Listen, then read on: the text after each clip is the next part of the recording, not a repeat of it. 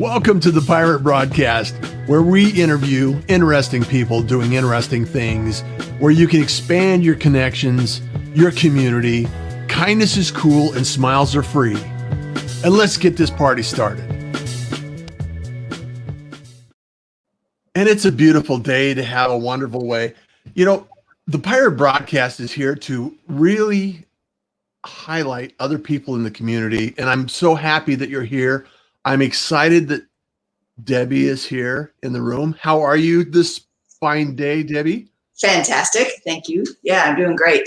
Life is different, but life is really good. So yeah, life is different. Yes. Life is different. Now, for those that do not know Debbie Elder, you need to connect with Debbie. She's an amazing individual that has a diverse background in lots of different activities.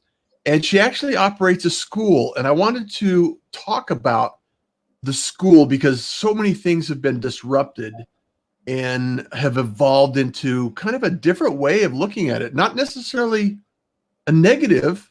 However, it's just different, right, Debbie? So it is.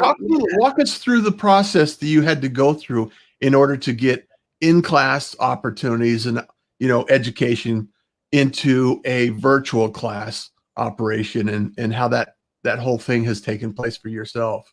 Sure. So we were on spring break when the world came to an end on March 12th. They shut the rodeo down here in Houston. And so we quickly started to think about how we could move forward. The first week after spring break, we sent work to our students via email that their parents did with them. We took that week to get ourselves ready to go into a virtual classroom. I trained my teachers in how that was going to work. We looked at different platforms, decided on Zoom, and by the following week, we were up and running. Kids came in. We had lower elementary, which is our first and second grade, in the morning, upper elementary in the afternoon, and we've just moved forward from there. We started with just the core classes, reading, writing, and arithmetic the first week. Second week, we started to introduce speech, art, and science and social studies. So we're now ramped up fully to where we're able to offer all of our classes. And it's been challenging, but it's been fun. We've learned a lot, and we've really determined sort of what the necessities are and what things our kids really need. When you have to make decisions like this, hardcore decisions, you get very clear on what's important. And so for that, we feel very blessed. So it's been good. We've had lots of contact with our parents, lots of suggestions. I really feel like it's a whole community trying to move this boat forward. So yeah, it's been good. And you bring up a couple of key points that I want to dive into a little deeper is one, for your group of individual children, your kids and students, they're probably all in the age range that they were familiar with the devices, the iPads, the computers, anything, the smartphones. They were already well invested in the technology. And it may not necessarily be the same case for their parents because, some individuals that are not necessarily as interested in technology, I'll just say interested in technology, it can be challenging and it can be overwhelming. So it's not necessarily the kids that are challenged by the technology as much as their parents getting everything lined up and dialed in at the home. And I think that's one of the things that I've heard across the education system. Has that been your experience as well? Yes, we've had a lot of overwhelm by the parents, from the parents. The teachers and I have a stand-up meeting every morning where we meet on Zoom now, and we kind of joke amongst us, if the parents were out of the picture, it would be so much easier. But the parents are they're trying to do their jobs, right? They're all working from home. They have several children that are trying to ensure everybody's getting their needs met. It's very difficult for them. So we're trying to make it as easy as possible, trying to minimize change that we're doing. Zoom came out recently with a request that we all have passwords for our meetings so that we're not, bombed by people who want to come into groups where they're not invited. And so it just one more layer that we had to add to the procedures, which I waited until the last minute. I kind of have the attitude, Russ, that I don't make decisions until I'm forced to, and I don't make changes until I need to. And so it became very clear Monday morning we needed to include a password for our parents so they could feel secure and safe that their children were going to be in virtual classrooms that were secure. So that's been the latest move that we've had to endure. Yeah, and it's interesting because I was talking about this subject yesterday on the show, and one of the things that we need to be patient around is the fact that, you know, the parents are in a new environment as well. Mhm. Typically, they may be in an office somewhere else doing something completely different, and now they're home attempting to balance, you know, dinner and lunch, laundry and household, and then they're adding their work on top of it, and then they're also homeschooling essentially. And so it's three different specific tasks that are kind of a mindset shift, and they're multitasking in between these events, and it's challenging at best. And I'm, you know, like I said before the show started, my life pretty much has not changed because I've been doing this remote home work for years, and it's mind-boggling to think of all of the people out there that are going through the changes. And I just really, I mean, my heart goes out to you. And I think that the theme that we need to live through is resiliency and being able to adapt. Mhm. And that's something that you've done a number of times in your life. You've adapted to different circumstances and different environments and things like that. So what's the roadmap for Debbie Elder and the school and your speaking environment and some of those things? Are what's on your mind, and what's taking place in your world now? So interestingly enough, I made the decision at the beginning of the year to take my school to get it ready to be licensed. I wasn't willing to franchise. I've done that in the past, as you know, and that really diverts your attention from what you love to now you're managing owners, and I didn't want to do that again. But I am getting the school ready to be licensed. So what that requires is putting together a package so it's a turnkey operation for the next owner to take what we do and implement. I speak all around the country, and every time I talk, somebody says, "Do you have a school in our area?" And my answer always is no. So we're going to act on that right now. The coronavirus has allowed us to expedite that unbelievably. And so we are, as a staff, working and writing and producing so many documents, and our standing operating procedures manual is finished already. We've got most of the book written that would allow like a manual for someone to come in and do what we're doing. With regards to speaking, I've been given the opportunity to do Facebook Lives and podcasts such as this on a fairly regular basis. In fact, I have 5 this week.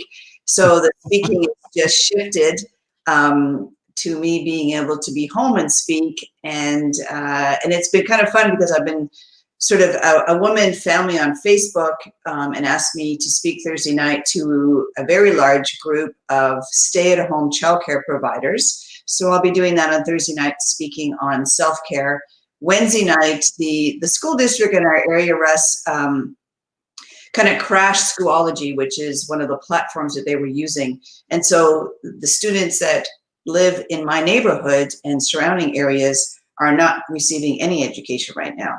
So we're doing a Facebook Live on quarreling in quarantine, ? We're going to talk about strategies to sort of keep the families together, and then from there, offer them the opportunity to reach out to us if we can help in any way with their educational needs or teaching them study strategies, whatever they need for our neighboring members of our community. So yeah, lots of really exciting stuff going on. It's been different, but very fun. So no complaints. Do you see this as a kind of a wake-up call in terms of how education can be delivered versus, you know, what our traditional and historical views on education have been?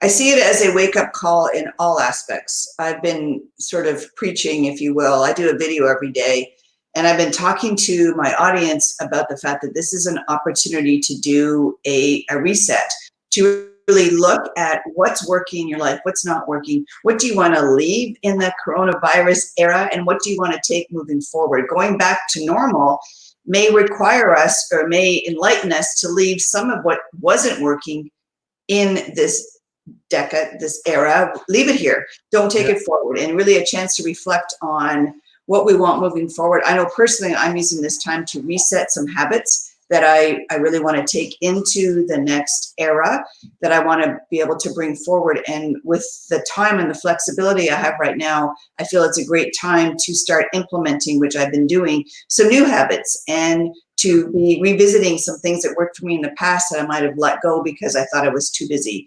And so I see it as a real cleansing opportunity. I think that we have a really good chance to look at what's truly important to us and to focus on that, and to let other things go by the wayside. So I think it's an opportunity. I really love what you just shared, because for myself, I'm a fairly, I wouldn't call myself a minimalist. However, over the years and relocating and moving and readjusting my life and my lifestyle, it's really anything I can do to remove baggage has been a good thing.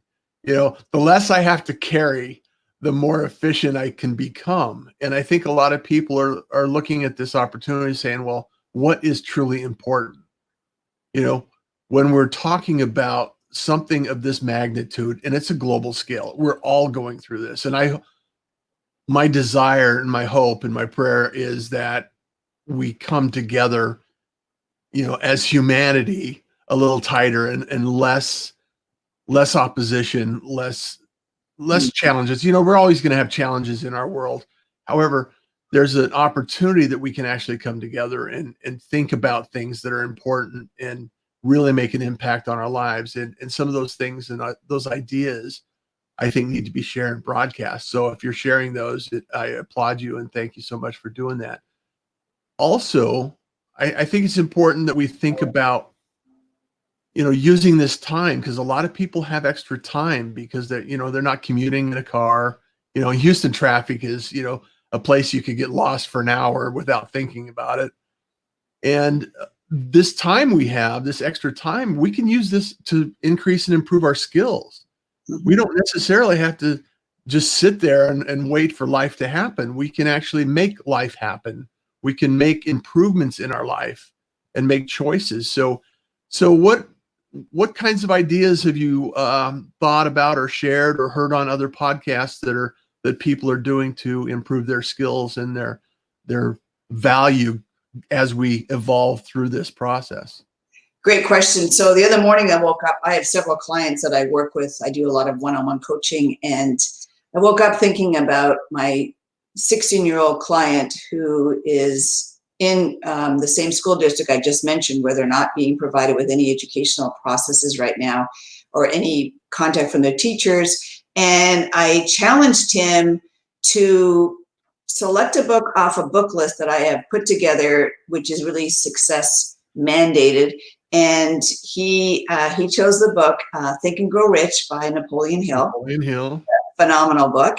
Yeah. And I said to him, at 16, if you could start to integrate these philosophies and these mandates and these ways of thinking, you're going to be so much further ahead. What happens, in my opinion, from what I've witnessed, is people wait until they get into their mid-30s and go, this is not what I thought it was going to be like.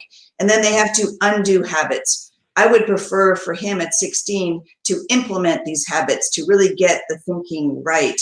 No stinking thinking, as Zig Ziglar would say, right from the beginning. And that's how I raised my daughters. Russ, I kind of looked at, what do I want walking out my door at 18? What would that look like for them? And then we used, as you know, my homeschooling time with them. I had them from 3rd grade till college. I was able to implement over lunch. We listened to a lot of the books that I now have on my list, and we discussed it and we implemented. And you have to listen, but you have to take action. It's not enough just to go, that was a great book, and put it aside. You need to really be willing to see how you can implement the strategies into your life and take those one step at a time and start making those changes. And coming out of this coronavirus with a whole renewed outlook and a set of skills that you didn't have when this started is phenomenal. And that's what gets me out of bed in the morning, is knowing that I have time to really work on me, and what a gift. So yeah, it's pretty exciting. It is very exciting, and when we look at challenges as opportunities rather than things that are going to stop us in our tracks, Mm-hmm. it's almost like if life is a game.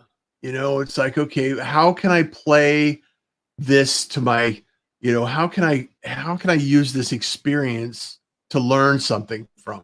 It's just an experience. Some experiences are good, some experiences are bad, and every experience brings something to us. I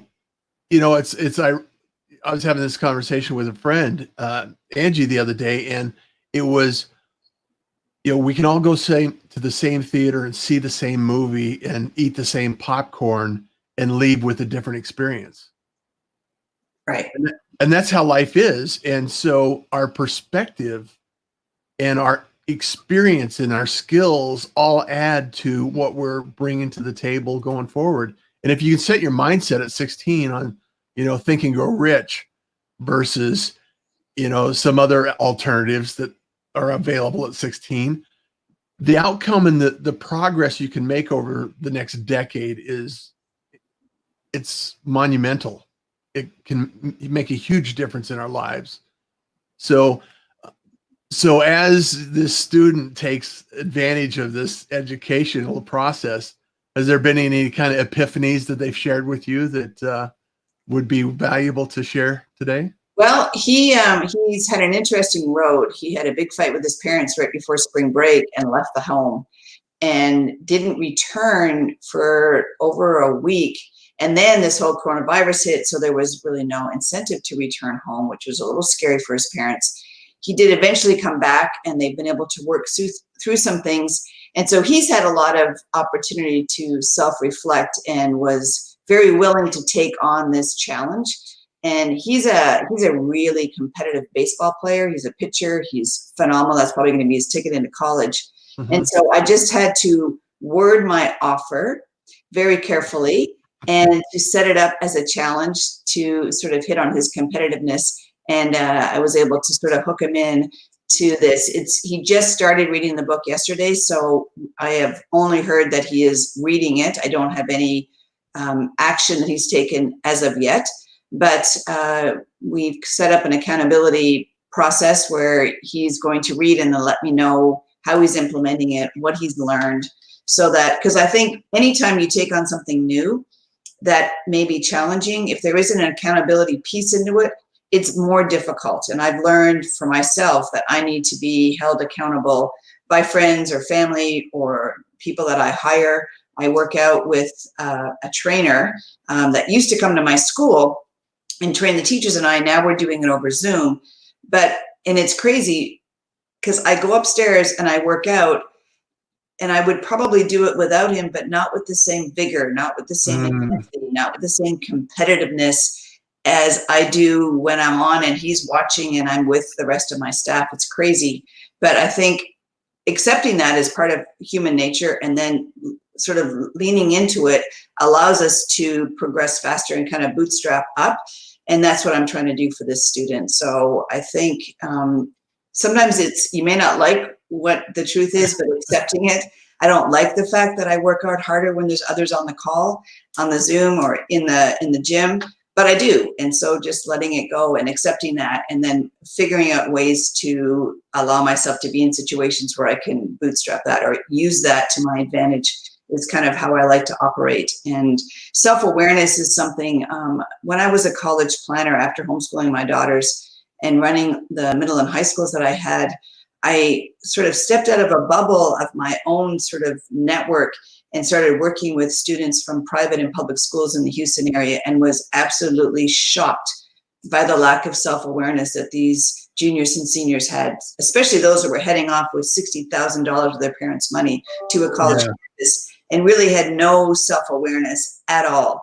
And I think if people would spend some time during this moment of isolation to really figure out who they are, what they want, where they're going, we're going to see this world take a spin that like no other. It's going to be pretty phenomenal. Yeah, I'm looking forward to that because I'm an advocate for self-awareness. And, there's been many times in my life where I've been lost and it's like, what am I doing? Why am I doing it? And you really it takes time to reflect and really understand why you're feeling the way you are. You think you're doing what you need to do, and in reality, you're miserable doing what you're doing, thinking you're going to be doing this. And it goes back to self-awareness and thinking, really, what's my motivation and why am I doing what I'm doing? So I just want to give a shout out to this morning, Debbie, to some of the wonderful people that join us on a regular. Wendy, thank you so much for being here. Lori Knutson, Nick Norman. I hope you're doing well, Nick. I haven't heard from you for a while. Thank you for joining us. Sherry Lawley, as always, she's a pirate.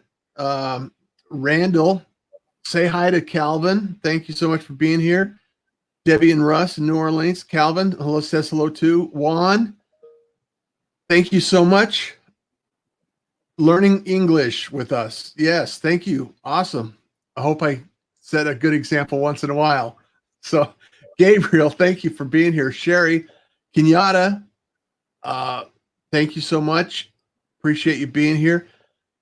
Helene, thank you from Sweden, all the way from Sweden. Angie, time to create more space for better things. Angie says, oh, fantastic. She says I am kind of a minimalist. She knows me. Lewis, Roz, thank you so much. I appreciate it. And I just want to thank you everyone for being here. Debbie is an amazing individual that has a school in well, it's not actually Houston, it's Richmond, which is outside of the Houston metro market, and just an amazing individual. She speaks on a number of different topics around education, as well as a lot of positive information. So if you're looking for a speaker or you're looking for someone for your podcast, reach out and get a hold of Debbie. I got some resources for you, Debbie. When afterwards, I'll share them with you so you can actually get in contact with a few more people that might be valuable for you. Thank you. So now we're setting the stage. We're changing lives. We're impacting young people. We're doing these things, changing the landscaping. Becoming self-aware, and nobody has a crystal ball. We don't know what's going to be in our future right now at this point in time. I know that things are going to change. Things are changing. And so how do you share with the younger individuals in your environment about flexibility and resiliency and being able to adapt and not get so hooked into, stock expectations? I mean, how do we navigate through that conversation, Debbie? It's a great question. We've had several conversations over the last couple of weeks with our students about resilience and perseverance and getting clear on why we do what we do so that they can step into and take ownership of their learning during this very different time. I had a couple of calls with my first and second graders about the fact that this is not vacation, that this is actually school time, and helping them to change that mindset. We do a lot of focus, Russ, on growth mindset versus fixed mindset. And so we talk about this. We also have a class that we run every week called Be Your Best Self, which addresses things like mindset and attitude and how you look at things and how you attract different things to you and how your thinking can produce events and things that you want. So what you think about, you bring about. And exposing them to all of this allows them to make some changes and also to take ownership, which is pretty powerful when you're 7, 8 years old, knowing that you do have some control, that it's not just an adult-based world, that you as a child can make or break what you want to have moving forward. And we also try to really lean in and listen to the emotional feelings when the Governor of Texas shut down our state until May 1st, I did a quick video for my parents and for anyone who wanted to watch it about the importance of talking to our students about what has been decided. Because I know for me, not knowing what's coming was much more difficult than him saying, we have a line in the sand, we're not going to be going back to anything but social distancing until the 1st of May. I was like, okay, I don't like that answer, but now I know I can sort of get on board with it and start to make plans. And I think not telling our children at that time that this decision had been made was a mistake. And so I came out very strongly, giving parents words that they could use to explain that to their children so that they could understand the why and they could implement the changes. Because once you know what's expected, you can stand up and do. When you're not sure, we get into feelings of procrastination and I'm just going to lay back and wait and I'm uncertain, so I'm not going to take action. And I'm a big believer in moving forward and taking action. So giving them the information in a way that they could absorb it allows them to then get comfortable with it and move forward. So, well, and I think it does two things. One, it allows you to frame what is necessary and needed to move forward. And also, number two, it provides a way not to be a victim and take responsibility for what's taken place for yourself. You know, and we all need to improve that skill set at all levels. I think, you know, I think we're seeing a lot of examples right now of a lot of people that are taking responsibility. And then there's some people that are still in the victim mentality. And it's so crystal clear when you can see it taking place in real life that it's not necessary.